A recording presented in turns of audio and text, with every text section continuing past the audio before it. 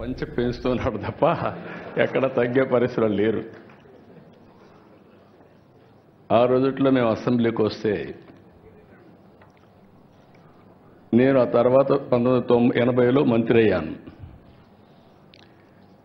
ఎవరైనా సరే అసెంబ్లీలో ముఖ్యమంత్రితో సహా మంత్రులతో సహా భయపడతారంటే అప్పుడు వెంకయ్యనాయుడు గారికి జైపాల్ రెడ్డికే భయపడేవాళ్ళు. జైపాల్ రెడ్డి గారు ఇంగ్లీష్లో మాట్లాడేవారు, వెంకయ్యనాయుడు అచ్చ తెలుగులో అప్పటికి ఇప్పటికీ అదే పందాలో మాట్లాడుతున్నాడు.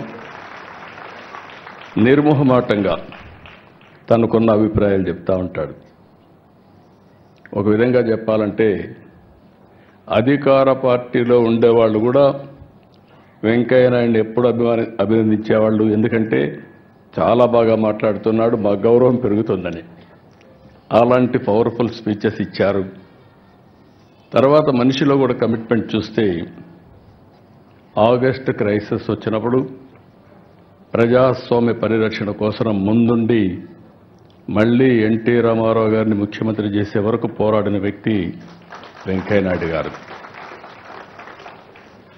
ఈరోజు వారు చెప్పినట్టు ఒక చిన్న గ్రామంలో పుట్టిన, సాధారణ కుటుంబంలో పుట్టిన, అంచెలంచెలుగా ఎదిగి భారతదేశంలోని అత్యున్నతమైన స్థానంలో చేరారు. వారికి మనస్ఫూర్తిగా మనం అందరం కూడా ఈరోజు రిటైర్ అయినా ఎంత హోందాగా ఉన్నాడు అంత హోందాగా ఉన్నారు అలాంటి వెంకయ్యనాయుడు గారు.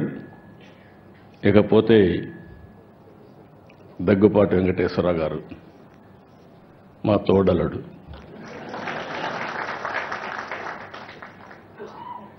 నాకంటే ముందు ఆయన అన్నీ చెప్పేశాడు, ఇంకా చెప్పడానికి ఏమీ లేవు. ఎప్పుడు కూడా మా ఫ్యామిలీలో ఒక విశిష్టమైన వ్యక్తి.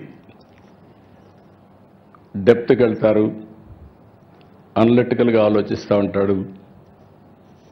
ఒక ఏది కూడా నేను చూస్తూ వస్తున్నాను, ఇద్దరం కూడా ఒక స్ఫూర్తి నిచ్చినటువంటి ఎన్టీ రామారావు గారి దగ్గర నేర్చుకున్నాం. తెల్లవారితో నిద్ర లేస్తే ఆయన దగ్గరికి వెళ్ళేవాళ్ళం, ఆయన అప్పచెప్పిన బాధ్యతలు చేశాం. అవన్నీ తలుచుకున్నప్పుడు నేను అనుకున్నాను, వెంకటేశ్వరరావు గారు ఏంటి పుస్తకాలు రాయడం ఏంటని. కలిసి ఉన్నాం 40 ఏళ్ళు, ఫ్యామిలీ మెంబర్స్. కానీ ఆయనలో ఇంత డెప్త్ ఉంది, ఒక పుస్తకం రాస్తాడని నేను ఎప్పుడు ఊహించలేదు. ఆయన చెప్పినప్పుడు నేను అడిగాను, మీరే రాశారా అని అడిగాను. ఎవరికైనా డౌట్లు ఉంటాయి. కానీ ఆయన రైటర్ కాదు, ఇప్పుడు కూడా కాదు. కానీ రైటర్ కానటువంటి రైటర్ ఈయన, రచయిత కానటువంటి రచయిత.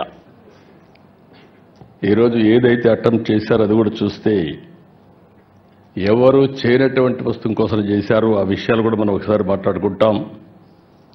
అదే సమయంలో దగ్గుపాటి పురంధేశ్వర్ గారు, ఇటీవల ఎన్నికలు నేను చూశాను వారిని. వారు చూపించిన చొరవ కానీ, వారు నడిపించిన విధానం కానీ, దానివల్ల మళ్ళీ రాష్ట్ర ప్రజలకు ఒక మంచి జరగడానికి ఉపయోగపడింది. వారిని కూడా మనస్ఫూర్తిగా అభినందిస్తున్నా. ఒక చారిత్రక అవసరం మొన్న ఎన్నికలు, అందరూ ఆవేదన పడ్డాం. గీతం లాంటి వన్ ఆఫ్ ది బెస్ట్ ఇన్స్టిట్యూట్ని ఏం చేశారో మీరు చూశారు. ఇలాంటి ఇన్స్టిట్యూట్స్ రావాలని కోరుకునే సమయంలో ఇక్కడ డెమాలిషన్ చేసే పరిస్థితికి వచ్చారంటే చాలా బాధేస్తుంది. అలాంటివన్నీ మనం చూసాం. అయినా కూడా ఈరోజు ఇక్కడనే భరత్ కూడా ఉన్నాడు. కానీ ఆయన కష్టం ఇంకా లేదు దీంట్లో, ఇప్పుడిప్పుడే ప్రారంభం అయ్యింది. కానీ మూర్తిగా చూశాను, ఆయన ఒక చరిత్ర సృష్టించాడు. భావి తరాలకి ఓసారి ఒక్కొక్క చరిత్ర. ఆయన కూడా చూస్తే నేను అడిగాను ఒకరోజు, మీరెందుకు గీతం ఇన్స్టిట్యూట్ పెట్టారని అడిగాను. ప్రతి ఒక్కరి జీవితంలో, ఎందుకంటే ఈరోజు వెంకటేశ్వరరావు గారు రాసిన పుస్తకం ప్రపంచ చరిత్ర. ప్రపంచ చరిత్ర కూడా ఇప్పుడే వెంకయ్యనాయుడు గారు మాట్లాడినట్టు మనుషుల్లో ఆ సమయంలో కలిగే ఆవేశాలు కానీ ఆ సమయంలో కలిగే ఒక ఎమోషన్స్ కానీ డిస్టర్బ్ అయినప్పుడు జరుగుతూ ఉంటాయి. ఈరోజు ఇక్కడ కూర్చున్నటువంటి గీతం యూనివర్సిటీ చూస్తే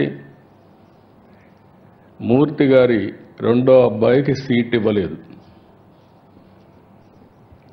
ఏదైతే విజయవాడలో ఉన్నటువంటి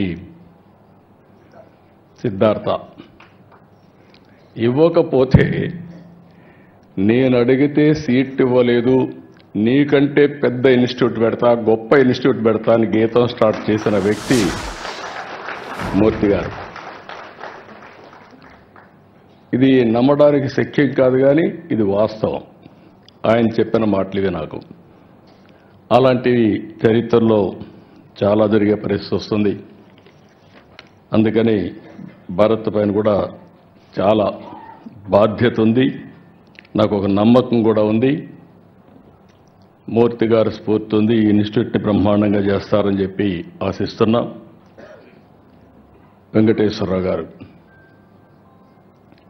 ఆయన జీవితమే ఒకసారి కానీ చేసుకుంటే ఆయన చెప్పినట్టు ఆయన ఒక డాక్టర్గా చేసిన తర్వాత ఆయన చేయాల్సింది ప్రాక్టీస్ చేయాల. ప్రాక్టీస్ చేయాల.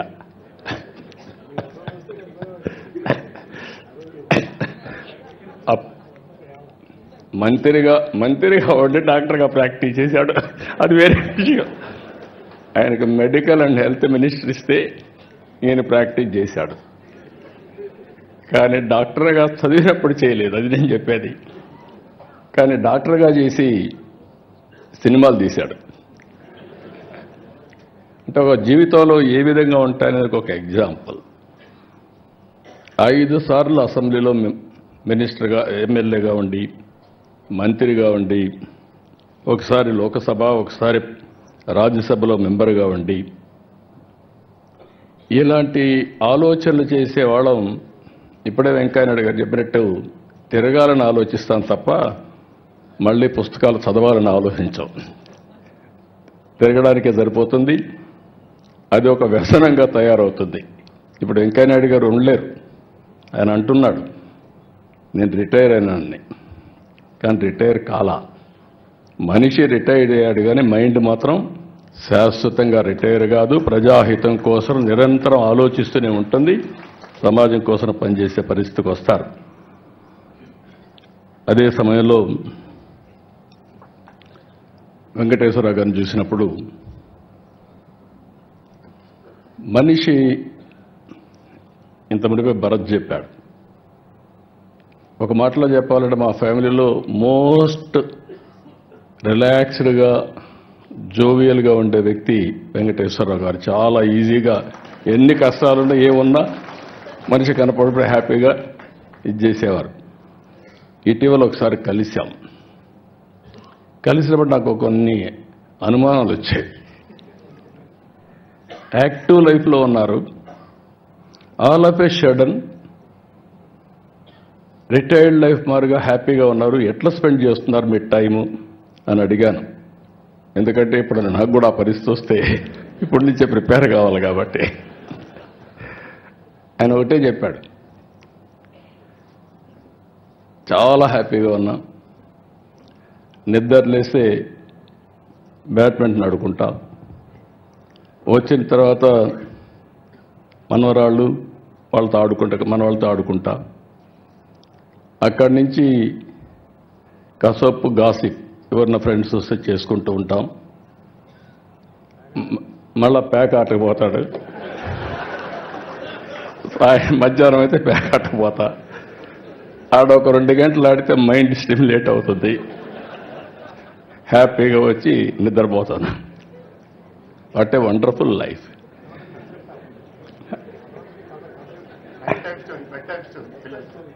పిల్లలకి అది కూడా చెప్పాడు, నేను మర్చిపోయాను. పిల్లలకి రాత్రిలో ఒక స్టోరీ చెప్పి ఏం హ్యాపీగా నిద్రపోతాడు. అదే మరి ఫ్రెండ్స్తో కలిసి విదేశాల్లో తిరగడం ప్రారంభించాడు. పోయినప్పుడు అక్కడ కూడా ఈ అధ్యయనం చేయడం ఇవన్నీ చేశారు. కానీ ఇన్ని పనులుండి ఇప్పటికి మీరు ఒకసారి చూస్తే ఒక 5 పుస్తకాలు రాశాడు ఆయన. ఈ ఎక్స్పీరియన్స్ చూసినప్పుడు ఫస్ట్ది ఒక చరిత్రలో కొన్ని నిజాలు, ఫస్ట్ బుక్ రాశాడు.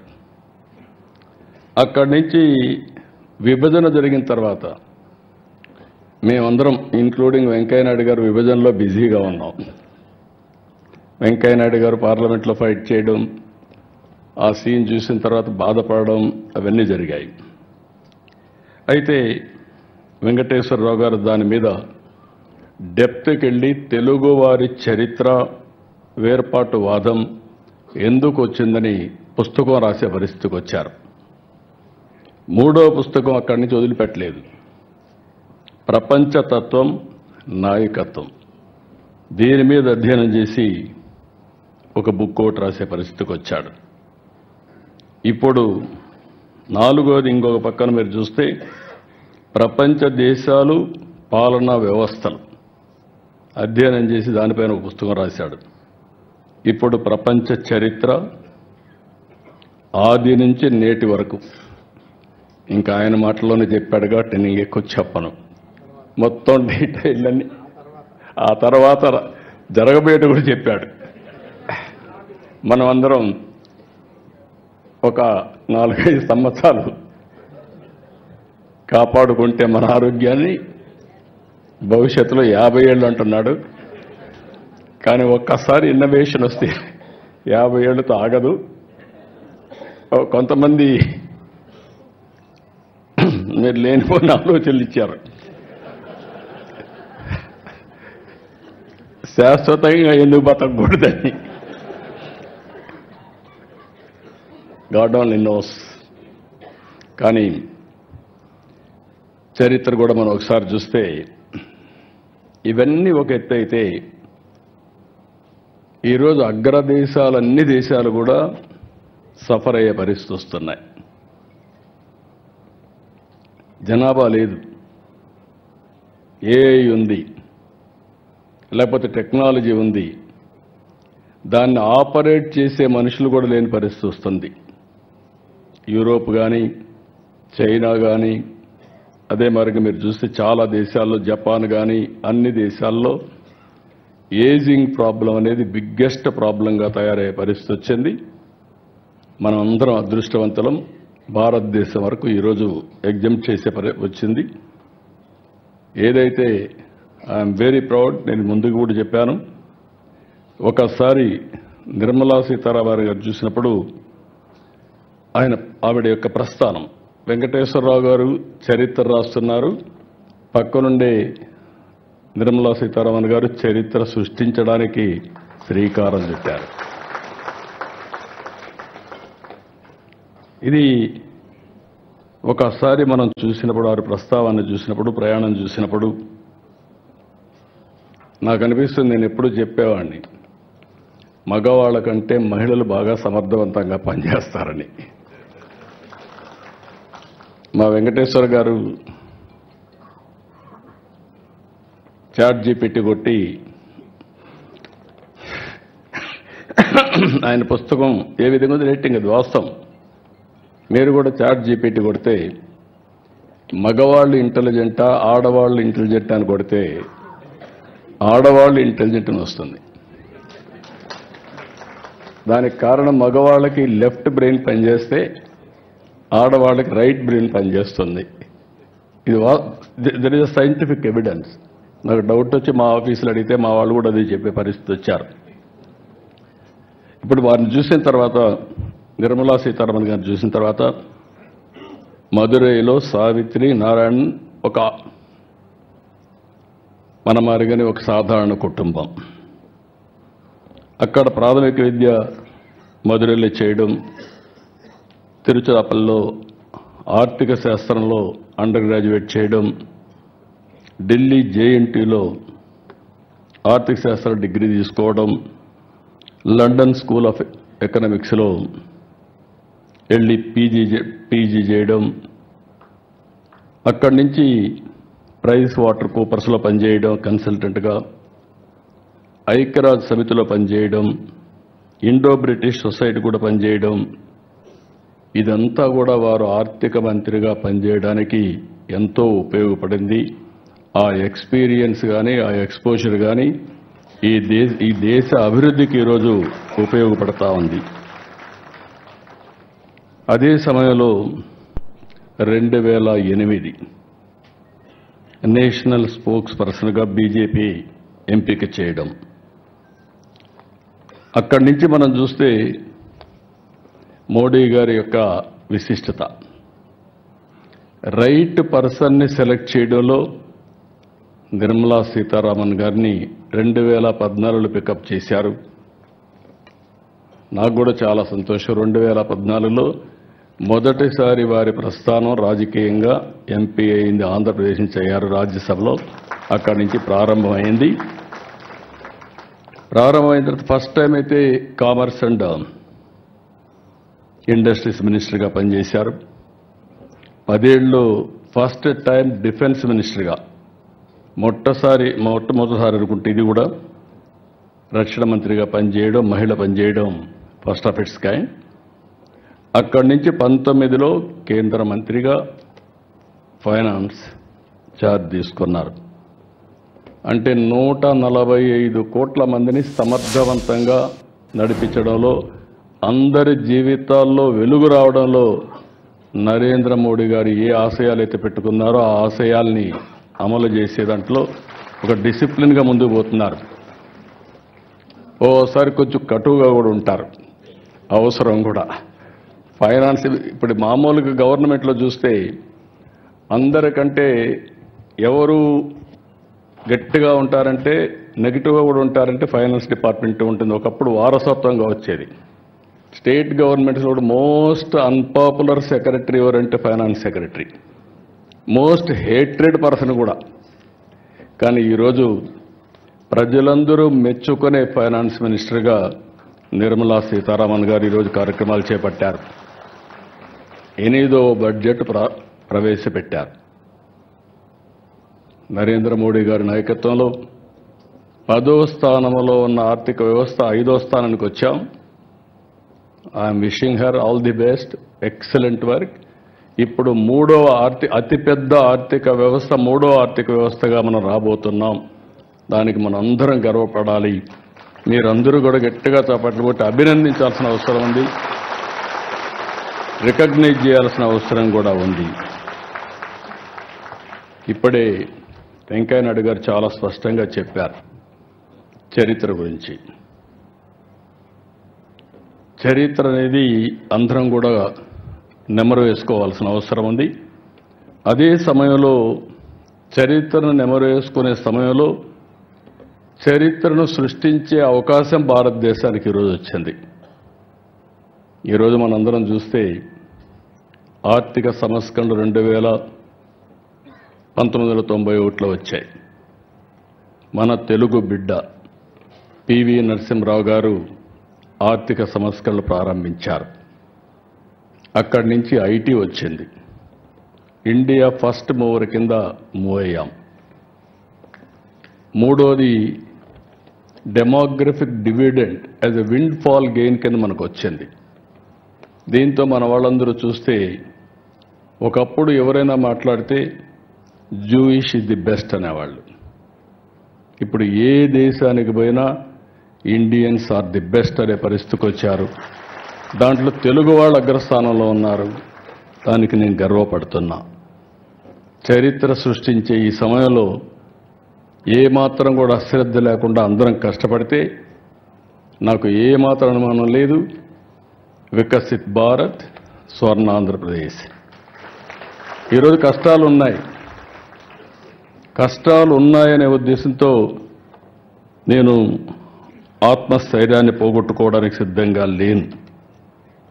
ఈరోజు మీరు చూసినప్పుడు ఇప్పుడే వెంకయ్య నాయుడు గారు చెప్పారు, మీరు ఓవర్ కాన్ఫిడెంట్గా ఉన్నారని చెప్పి. కరెక్టే, కానీ ఆశ ఉంది. ప్రధానమంత్రి గారు 2047కి భారతదేశాన్ని ఒక అగ్రదేశంగా 1, 2 ఆర్థిక వ్యవస్థలుగా తయారు చేయాలనుకున్నప్పుడు అందులో నెంబర్ 1 స్థానంలో నా తెలుగు జాతి ఉండాలనేది నా ఆకాంక్ష. అదే సమయంలో ఈరోజు చాలా కష్టాలున్నాయి. నేను ఇప్పుడు కూడా వస్తూ నిన్న ఢిల్లీకి వెళ్ళి అడిగాను. నేను మార్నింగ్ కూడా ఒక మాట అన్నాను మినిస్టర్ గారితో. ఆవిడ ఎంత ప్రాంప్ట్గా నేను నాకు ఇబ్బందులు ఉన్నాయని చెప్తే చెప్పడమే కాదు, డైరెక్ట్గా నా ముందరనే ఫోన్ చేసి ఇమీడియట్గా ఫండ్స్ రిలీజ్ చేయమని, తర్వాత ఈ రోజుకి నాకు ఆ డబ్బులు కూడా వచ్చాయి. వచ్చిన తర్వాత మార్నింగ్ వండుకొని వారు మాట్లాడుతుంది, మీకు పని కూడా అయ్యిందండి అని చెప్పారు. చాలా సంతోషం చెప్పాను, కంగ్రాచులేషన్ చెప్పాను. నేను ఒకటే చెప్పా, ఆంధ్రప్రదేశ్ వెంటిలేటర్ మీద ఉంది. మీ డాక్టర్గా మీరు ఇచ్చిన మెడిసిన్ వల్ల వెంటిలేటర్ నుంచి బయటకు వచ్చాం, ఇంకా కూడా ఆరోగ్యం బాగుపడలేదు, ఇంకా కొన్ని రోజులు మీ ట్రీట్మెంట్ అవసరం మేడం అని చెప్పి మార్నింగ్ కూడా రిక్వెస్ట్ చేశా. పేషెంట్ వెరీ స్ట్రాంగ్, కానీ శక్తి లేకపోతే ఎటైనా పోయే పరిస్థితి వస్తుంది. ఆ సరైన సమయంలో అటు ప్రధానమంత్రి గారు కానీ, కేంద్రంలో ఉండే మంత్రులు కానీ, ప్రత్యేకంగా ఫైనాన్స్ మినిస్టర్ గారు పూర్తిగా సహకరిస్తున్నారు. లేకపోతే ఏమాత్రం కూడా మనకు వెసులుబాటు లేని పరిస్థితి ఉండేది. అలాంటిది ఈరోజు మనస్ఫూర్తిగా మీ అందరి తరపున కూడా అభినందిస్తూ, కానీ ఆ శక్తి కూడా మనకు ఉండేది మీరు చూస్తే 25 సంవత్సరాలు ఐటీ నేర్చుకొని ఈరోజు ప్రపంచమంతా వెళ్ళి ప్రపంచంలో అన్ని దేశాల కంటే మన వాళ్ళు ఎక్కువ తలసరి ఆదాయం సంపాదిస్తున్నారంటే అది తెలుగు వారికి ఉండే శక్తి, సామర్థ్యం, పట్టుదల అని చెప్పి కూడా నేను మీకు తెలియజేస్తున్నా. ఇలాంటివన్నీ చూసినప్పుడు మళ్ళీ ఒకసారి వెంకటేశ్వరరావు గారిని కొన్ని కోట్ల సంవత్సరాల మానవ పరిణామ క్రమాన్ని, ప్రపంచ చరిత్రను తెలుగులో అనువదించడం ఒక అద్భుతమైన ప్రయత్నం. నేను ఇంకా చదువుతాను, ఎప్పుడు టైం దొరికితే అప్పుడు చదువుతాను. చదివిన తర్వాత నేను కూడా మీరు అన్నట్టు నేర్చుకోవాలని ఇది ఉంది, కానీ ఈ పనుల వల్ల ఇది చేయడం లేదు. కానీ one of the best book. దాంట్లో నాటి ఆచారాలు, ఆహార వేట నుంచి వ్యవసాయ వరకు ఇందులో ఉంది. ఆయన మాట్లాడినప్పుడు చాలా డీటెయిల్స్ చెప్పాడు, కొన్ని నాకు కూడా అర్థం కాల, ఎందుకంటే నేను చదవలేదు కాబట్టి. అలాంటివి డెప్త్కు పోతే తప్ప, ఒక ఆరాటం ఉంటే తప్ప, ఏదో సాధించాలి, ఏదో ప్రపంచానికి తెలియజేయాలి అనే తపనుంటే తప్ప ఇది సాధ్యం కాదు. అందులో ఖండాల విభజన కానీ, తెగల వలసలు కానీ, ప్రాంతాల మార్పులు, మానవ చరిత్రపై వాటి ప్రభావం, యుద్ధాలు, సామ్రాజ్యాల ఆవిర్భావం, మత విశ్వాసాలు, మత పెత్తనాలు, ఇవన్నీ కూడా ఏ విధంగా వచ్చాయన్నీ చెప్పారు.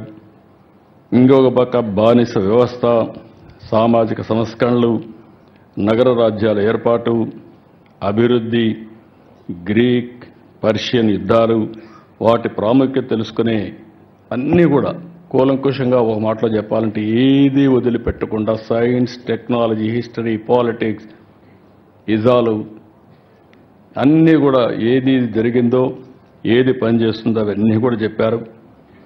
ఇంకొక పక్కన భాష, కళలు, వాస్తు, శిల్పం, భూ సంస్కరణలు, సామాజిక న్యాయం, ఆధునిక చరిత్ర, భూస్వామ్య వ్యవస్థలు, తెగలు, జాతులు, భారతీయ రాజులు, కడాన ఇటీవల ఆంధ్రప్రదేశ్లో ఉండే ప్రజా పరిపాలన కూడా అధ్యయనం చేసే పరిస్థితికి వచ్చాడు.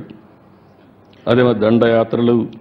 ఇంకో పక్కన చూస్తే అచ్చు యంత్రం నుంచి ఇంటర్నెట్ వరకు సాంకేతిక విప్లవం, ఫ్యూచర్లో ఏం జరగబోతుందో మళ్ళా ప్రిడిక్ట్ చేసి అన్నీ కూడా ఇంతకుముందు వెంకయ్యనాయుడు గారు చెప్పినట్టు చరిత్రను వక్రీకరించకుండా జరిగిన చరిత్రను జరిగినట్టు చెప్పడం అనేది ఏ కొద్ది మంది చేస్తారు.